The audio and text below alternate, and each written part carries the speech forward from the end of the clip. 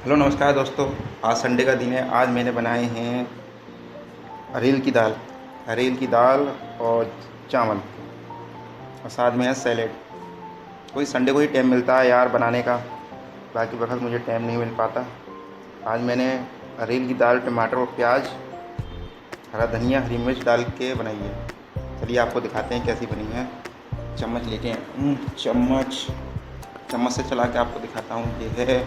यह है मेरे हाथ की अरेल की दाल। ये देखो दोस्तों, यह है अरेल की दाल।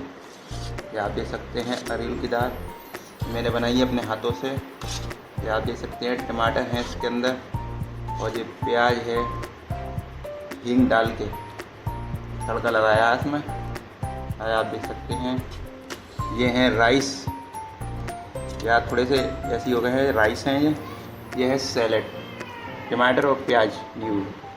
आप मुझे कमेंट करके बताना कि आपको कैसा लगे। यार कभी कभार काम खुद भी करना चाहिए, न जाने कब कहाँ कोई परेशानी कोई दिक्कत आपको आ जाए तो आपको अकेला रहना पड़े।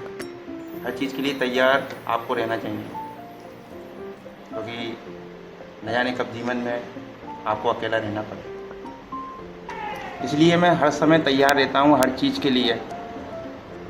इसलिए दोस्तों, ज़िंदगी एक जंग है, तो इस जंग को लड़ना ज़रूरी है। हम इससे भाग नहीं सकते। जितना भागेंगे उतना फंसेंगे, और जितना लड़ेंगे उतना इससे निकलेंगे।